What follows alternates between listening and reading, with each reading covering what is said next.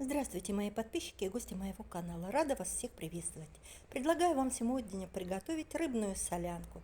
Это прекрасное и очень вкусное блюдо, которое готовится очень быстро и легко.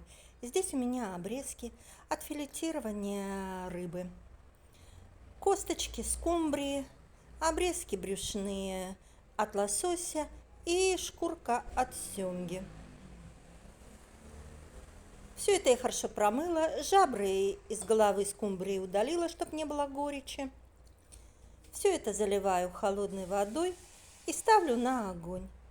Доводим до кипения. Рыбную солянку лучше готовить из нескольких сортов рыб. Довели до кипения, пенку я не убираю, все равно я буду процеживать бульон. 2 лавровых листа, душистый горошек и перец горький горошком. Немного добавлю, на медленном огне буду готовить до готовности рыбы. Это примерно 30 минут.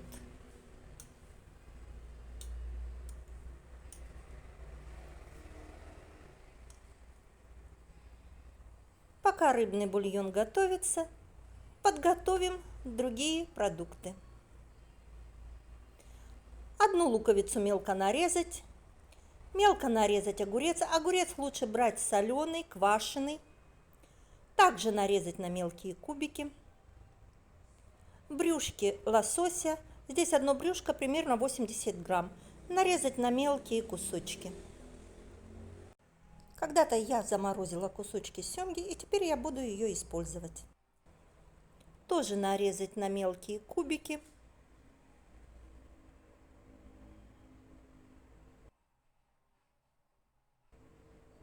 Вот такие.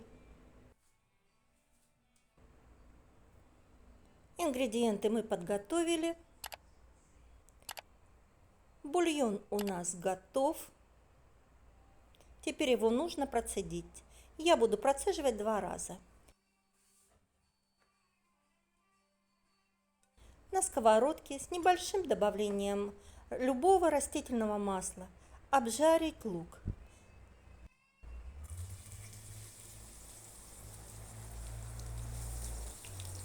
Конечно, традиционно солянка готовилась из сортов белой рыбы, осетрина, белуга, но не всегда есть возможность приобрести белугу или осетрину.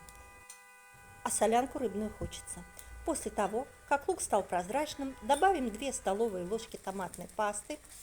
Все хорошо перемешать и обжарить еще буквально 1-2 минуты.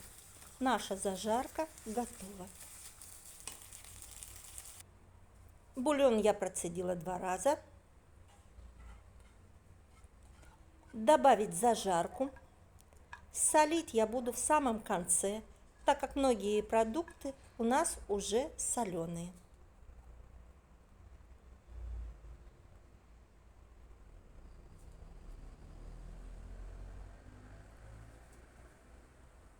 Также добавим огурец.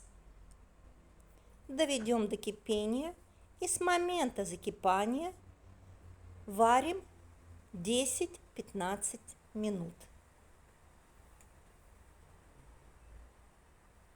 Как я говорила, рецепт очень простой, а вкус у рыбной солянки просто потрясающий. Через 10-15 минут добавляем рыбу, свежую семгу и брюшки копченые лосося. И с момента закипания варим 10 минут.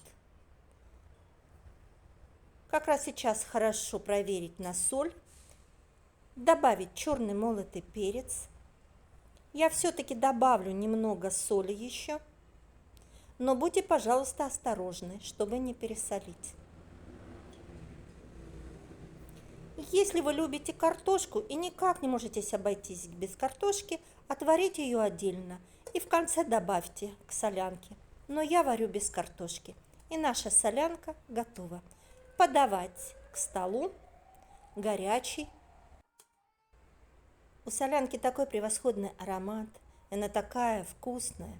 Я прям вам очень рекомендую приготовить по этому рецепту. Подаем с зеленью У меня укроп и петрушка свежие.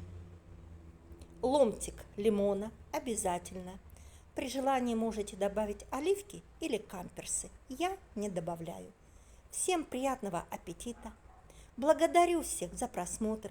Не забывайте, пожалуйста, ставить лайк и комментировать. Я всегда рада ответить вам на все ваши любые вопросы. До новых встреч!